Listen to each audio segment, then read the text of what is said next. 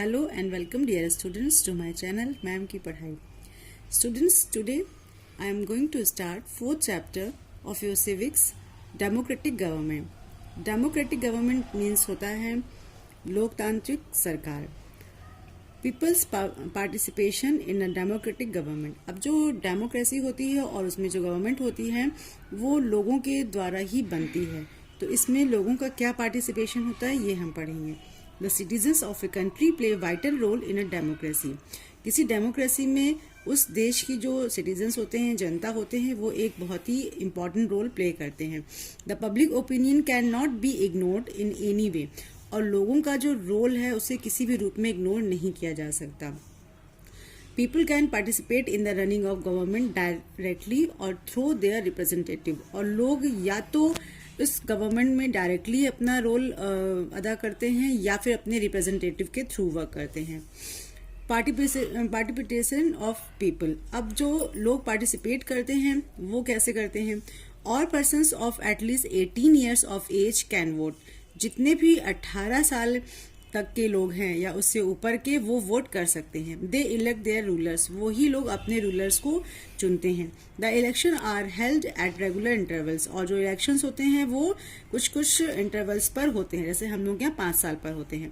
There are free and fair elections in a democracy. और हमारे यहाँ डेमोक्रेसी में या किसी भी डेमोक्रेसी में इलेक्शंस जो होते हैं वो फ्री होते हैं और सही होते हैं, फेयर.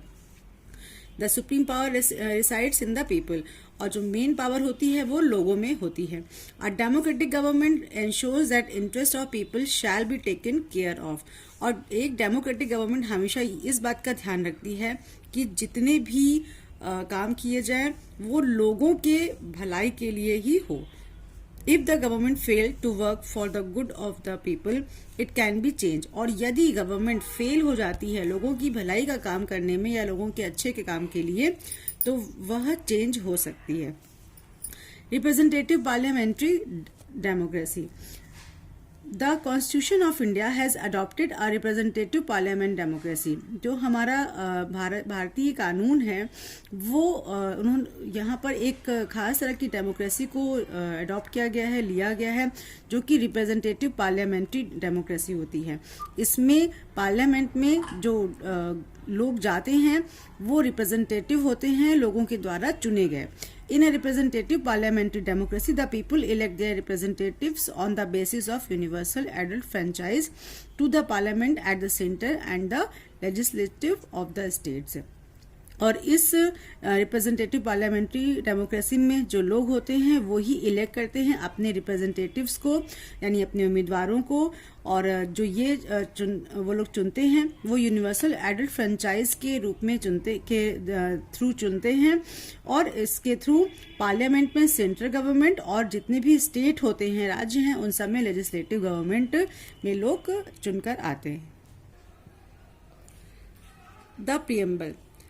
जो ये प्रियम्बल है इसका मीन्स होता है प्रस्तावना. ये प्रियम्बल हमारे कॉन्स्टिट्यूशन में सबसे पहले इसको रखा गया है और इसमें बहुत ही इम्पोर्टेंट चीज़ें बताई गई है जो कि पूरे हमारे उस कॉन्स्टिट्यूशन का निचोड़ है. We, the people of India, having solemnly resolved to constitute India into a sovereign, socialist, secular, democratic republic and to secure to all its citizens. हम लोग भारत के वासी इस पूरे भारत पर राज्य करेंगे. यहाँ पर सोवरेन मीन्स स्वयं प्रभु या खुद से, सोशलिस्ट समाजवादी रूप में, सेकुलर धर्मनिरपेक्षता के रूप में, डेमोक्रेसी लोकतंत्र के रूप में, रिपब्लिक गणतंत्र के रूप में हम सभी भारतवासी इसको सुरक्षित रखेंगे.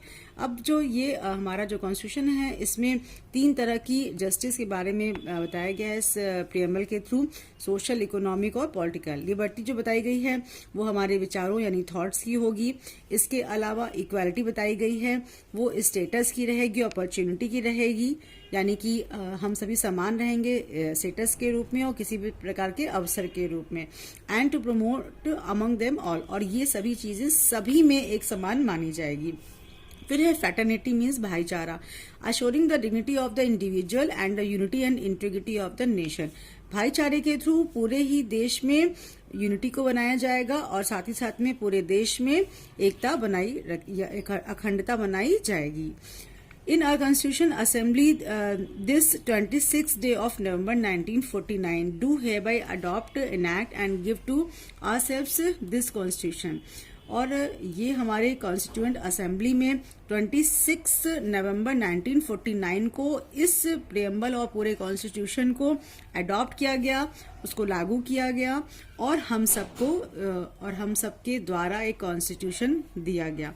The preamble has thus been called the soul of the constitution. और इसी वजह से इस प्रियम्बल में जो मेन ये इतनी इंपॉर्टेंट बातें दी गई हैं, इसे पूरे कॉन्स्टिट्यूशन यानी पूरे संविधान का आत्मा यानी सोल कहा जाता है.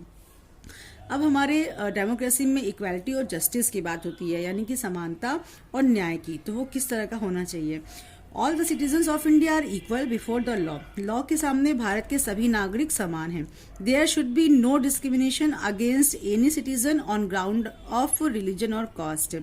किसी भी रूप में भारतीय कोई भी नागरिकों के साथ में डिस्क्रिमिनेशन नहीं होगा, यानी भेदभाव नहीं होगा, चाहे वो किसी भी धर्म के हों और चाहे वो किसी भी जाति के हों.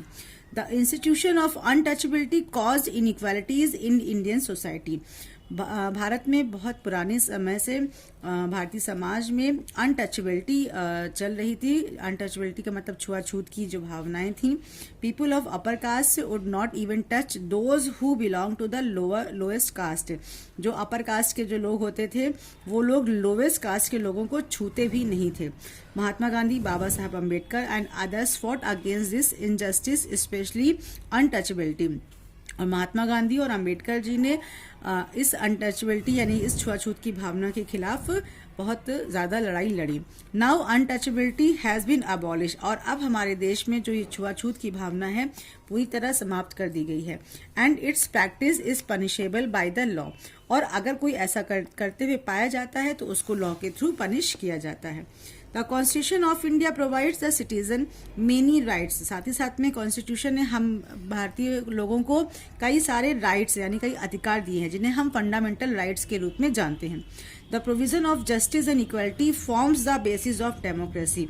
और जस्टिस और इक्वालिटी के ही रूप में या प्रोविजन में हम लोगों को डेमोक्रेसी हमारी यहाँ पर रन करती है. अब जो हमको राइट्स मिले हुए हैं वो हम पढ़ते हैं. There are some rights here. Right of education. It states that the state shall provide free and compulsory education to all children of the age of 6 to 14 years. इस राइट यानी इस अधिकार के तहत भारत के जितने भी 6 से 14 साल तक के बच्चे हैं इन सबको फ्री और कंपलसरी एजुकेशन स्टेट के थ्रू मिलेगी. Right to equality. It guarantees equality before law and prohibits any discrimination on the grounds of caste, race, religion और sex. जो ये इक्वालिटी है, राइट टू इक्वालिटी, इसके थ्रू हमारा जो गवर्नमेंट है वो ये गारंटी देती है कि हम सभी लॉ के सामने इक्वल हैं. चाहे हम लोग उसमें किसी भी कास्ट के हों, किसी भी रूप रंग के हों, किसी भी धर्म के हों या हम लोग किसी भी जेंडर के हों, मतलब पुरुष या स्त्री कोई भी हों, हमारे साथ में डिस्क्रिमिनेशन नहीं होगा. थर्ड है main right to freedom of religion.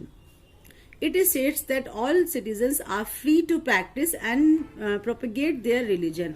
यह राइट हमें यह बताती है या प्रदान करती है कि हमारे भारत देश के सभी नागरिक किसी भी रिलीजन को फॉलो करने के लिए फ्री हैं और साथ ही साथ में उसको मानने के लिए उसके जितने भी धार्मिक क्रियाकलाप हैं उसको मानने के लिए, उसको फॉलो करने के लिए वो सभी फ्री हैं.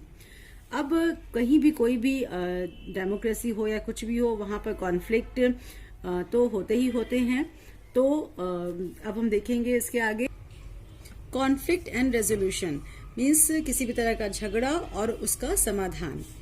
India being a land of diversity, it is essential that a sense of unity must pervade among the people. जैसे कि हम जानते हैं कि हमारे यहाँ जो भारत है वहाँ बहुत सारी डाइवर्सिटी है. डाइवर्सिटीज़ में विभिन्नता है, मतलब बहुत धर्म के लोग हैं, बहुत जाति के लोग हैं, बहुत भाषाएं बोलने वाले लोग हैं. तो ये ज़रूरी हो जाता है कि हमारे यहाँ यूनिटी ज़रूर से रहे हमारे सभी भाई बहनों में, सभी पूरे भारतीयों में. कॉन्फ्लिक्ट में भी बिटवीन 2 और मोर पीपल. अब जो झगड़े होते हैं, लड़ाई होते हैं, वो 1 या 2 लोगों में झगड़ा हो सकता है, और बिटवीन ग्रुप्स एंड पार्टीज, या किसी दो ग्रुप और पार्टियों में लड़ाई हो रही हो, या it may be between two और मोर स्टेट, या ये भी हो सकता है कि किसी दो स्टेट में लड़ाई हो रही हो। It may be between state and the union government, और लड़ाई किसी स्टेट और मेन जो सेंट्रल गवर्नमेंट होती है इनके बीच में भी हो सकती है। Conflicts resolutions means the final solution of a problem of the satisfaction of all the parties. Conflict resolution का मतलब होता है कि एक फाइनल सॉल्यूशन मिलना, एक कोई ऐसा समाधान मिलना उस समस्या का जिससे कि दोनों ही लोग, जिनमें भी लड़ाई हो रही है, दोनों ही पार्टीज को सेटिस्फैक्शन मिले, वो संतुष्ट हो जाएं।